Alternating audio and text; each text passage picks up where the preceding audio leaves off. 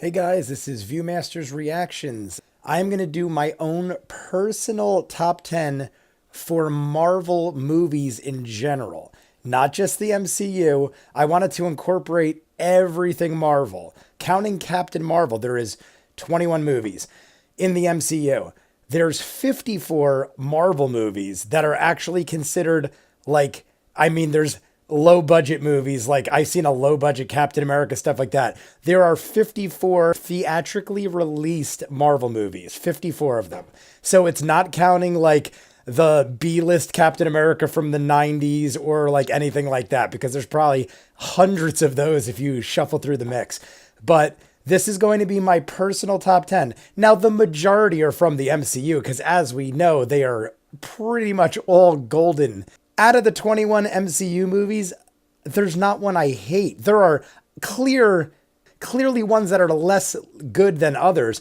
But in all actuality, even if you think about it, the 20 on anyone's list, even the 21st out of the 21 films is still a good film. It's just not like the bar is just raised so high in some of these films. So the majority are MCU films, obviously, but there was a few that I had to toss in that were Marvel films that are just too good to not be recognized, and I wanted you guys to see where they fit in the scheme of things. We're going to do top 10. I will also give you, right before number one, I will give you my honorable mentions, and I will give you the, if it was MCU, only MCU, I will give you where the others would fit in. So this will be my Marvel movie top 10, counting all 54. But at the end, I will also explain, if it was just MCU, which ones would be replaced and where they would fit. So it's technically both of those, both lists. But here we go. We're going to run into it. And here is my number 10 Marvel movie. Number 10, Blade 2. Don't flip the channel and be like, this guy's crazy.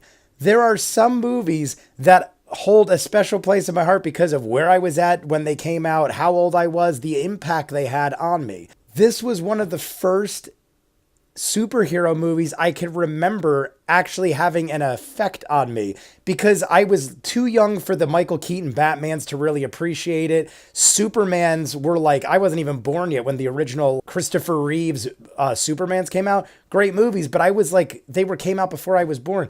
As far as I can remember, the Blade trilogy, like Blade 1 and 2 specifically, came out at a time where I was like a teenager, and they really had a strong impact. That's why when Black Panther came out and everyone was like, first black superhero, blah, blah, blah, I like grew up loving Blade. Blade was my all-time favorite. And I, mind you, there wasn't a whole lot of comic book movies then, but there was Batman, there was Superman, and I read lots of comic books. Blade was my all-time favorite. I wanted to be like Wesley Snipes. I actually took martial arts and stuff like that because I loved the choreography and the fight scenes. Blade was my jam. So like Black Panther to me isn't the first like black superhero, because this guy was like the shit. I loved him. Blade. Still love him. I was praying, and I'm still praying, that one day he comes back to the MCU and it's Wesley Snipes, because he's a vampire. He can't age. And Wesley Snipes, from what I've seen, is still in very good shape. Granted, he's older, but they could de-age him. That would be amazing. But then it's like, what are they going to do? Like, he is up there in ages. So like they'd have to eventually pass the torch. So it's very unlikely I will ever see this man again. Blade 1 basically was great, don't get me wrong, but it was very story building, where Blade 2 just jumped right into the action of it all. He joined up with the whole team of the Darkstalkers, which included Ron Perlman. There was like a decent cast. The guy who was Vin Diesel's friend in the first Fast and the Furious was one of the jacked up like Darkstalkers. Really cool team. It was a really cool spin on vampires and like how they were like a hybrid of like another race. Everything about it was really cool. Really dug the movie. Blade 2 was my favorite of the trilogy because, like I said, all action. It is and I had to do a lot of thinking. I'll tell you at the end because I don't want to ruin it, but this almost missed the cut just because there's so many good ones. But it made it. So Blade 2, number 10. Number 9, The Incredible Hulk with Edward Norton. Now, yet again, you got to remember, I grew up during a time where there was no comic book movies. So The Incredible Hulk was and still is one of my all-time favorite comic book characters. I'm not going to tell you the other ones because it might ruin the list, but Hulk would probably rank 3 or 4 on my personal top 10 of character list. So his movie, I thought it was amazing. I think it's one of the most underappreciated Marvel movies. It is also an MCU movie. Don't get that wrong. A lot of people are like Edward Norton, Mark Ruffalo. It is a canon to the MCU. It is our first viewing of Thunderbolt Ross. Our first time we see Thunderbolt Ross. And at the end, we see how it is the first connecting the MCU because Iron Man meets Thunderbolt Ross. So it is huge impact. It is like the second movie, I believe, in the MCU. And I thought it was amazingly done. For its time, the CGI was incredible. The battle at the end, all the fights were great. When he's fighting the military, when he is in that hallway and busts out and he goes apeshit, that scene is amazing. Flips the thing at the helicopter, knocks it out of the sky. For its time, it was amazing. Blonsky was, Tim Roth was the villain. Amazing job. Turns into what looks like a super soldier and then becomes the Abomination. Awesome. He looked great. The fight was great. The fight through the city. Granted, it had its iffy CGI moments, but it was like mid 2000s, late 2000s.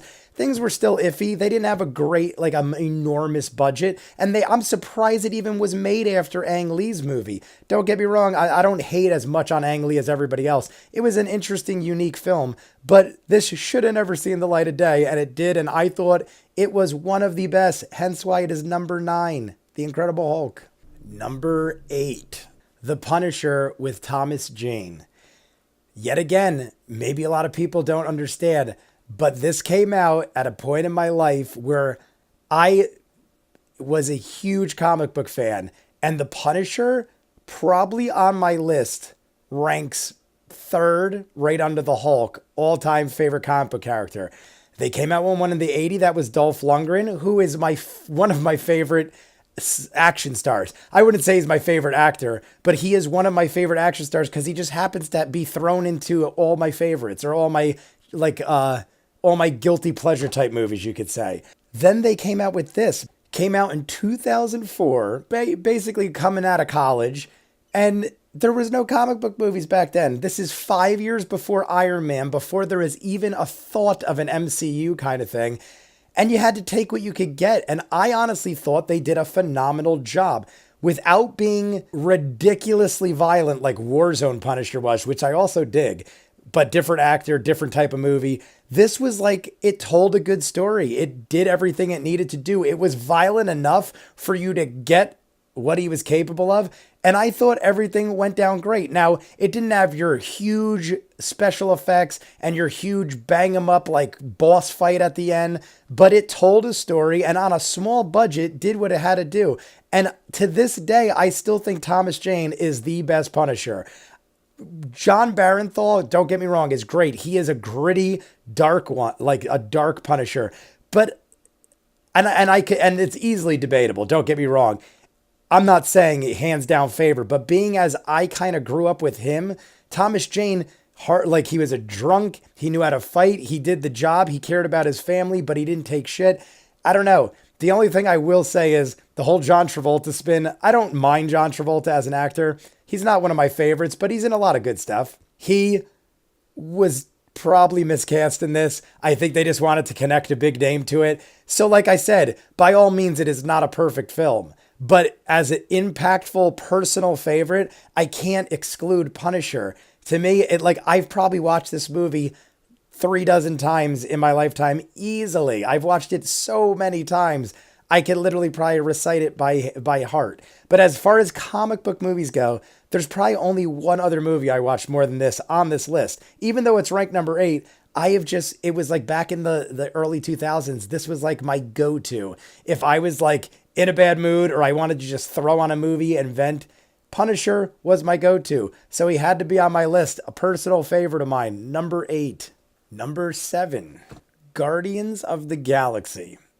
Now, I love both of these movies. A lot of people give number 2 a lot of It's like kind of like hit or miss. Like people either love it or hate it. I know a lot of people that really dislike Guardians 2.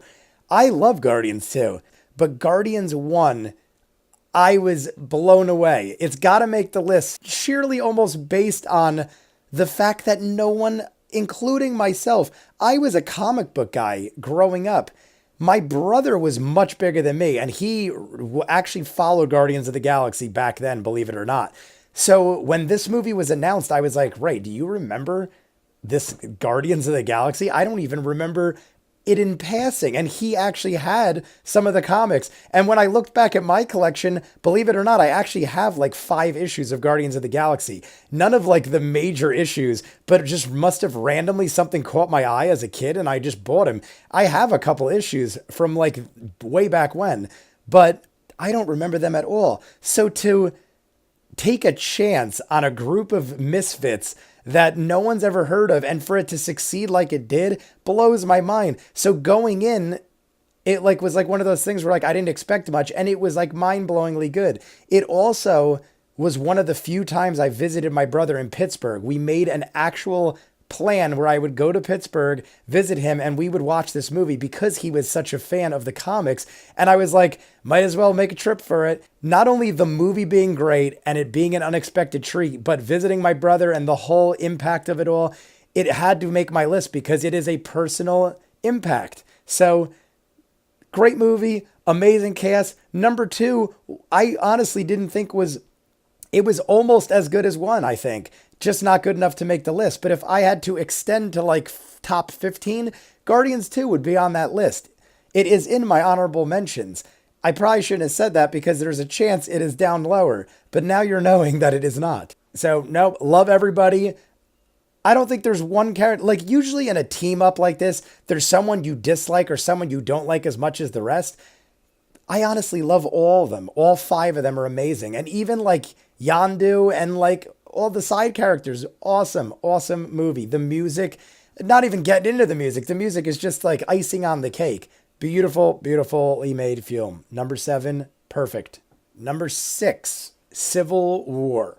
This doesn't rank as high on my list as some movies because there was so much going on that I almost feel like it was too congested. There were amazing scenes, which is why it's on the list. The battle at the airport, everyone's favorite. The beginning where like Winter Soldier basically is creating terroristic acts. You got Crossbones, the scene in the beginning with that. There is like so much going on in this movie. I believe it is the first time we see Black Panther. There might have been like one other time we've seen a bit or pieces of him or like heard of him, but I believe this is the first time you full on see Black Panther. When he's running through the tunnel, you see how fast he is. And like, I honestly thought that Black Panther looked cooler in this than the Black Panther movie. Now, only reason I say that is because half of Black Panther, he was dead. So, and then part of it, he was like, almost like too laid back as a leader. And then the other half, he was dead and kind of climbing back out. I thought Michael B. Jordan was the star of Black Panther. And I mean, all the CGI and the tech and everything else, it was a good movie. But I thought Michael B. Jordan was definitely the star of that movie. And Black Panther's sister, Shuri, was the two of them, Michael B. Jordan, Killmonger and Shuri to me, were the whole movie. Don't get me wrong, Chadwick Boseman did a great job and everything. I just thought he was more intimidating and threatening in Civil War. In Civil War, he had me freaked out. Like, I'm like, what is this man capable of? Yet he was intelligent and he was also a leader. But like, I don't know. I just feel like in Black Panther, maybe they were just establishing how he got relaxed and how people could take over and stuff like that. But this isn't about that. This is about Civil War. So I love this movie. Battles were amazing. Everything was amazing. The end where Bucky and Captain America team up with Iron Man. I thought Bucky was going to kill Iron Man. And the trailers led you to believe that as well. So that was also where we saw Spider-Man for the first time. There was just so much going on, almost to the point where I felt overwhelmed. But the MCU is just so filled with great movies that, I don't know, maybe the fact I was overwhelmed made it like fall down in my ranks. All I know is I thought long and hard. And number 6 is where it's got to be based on the other movies, and you'll see why. So number 6, Civil War. Don't forget, this is not MCU, this is Marvel movies. Civil War, number 6. Hey guys, I'm going to break this into 2 parts. You just saw 6 through 10. The next part will have 1 through 5 and my honorable mentions. If you guys have anything you want to say, the next part should come out shortly, but comments down below, like and subscribe, and I'll see you guys on the next one. Peace.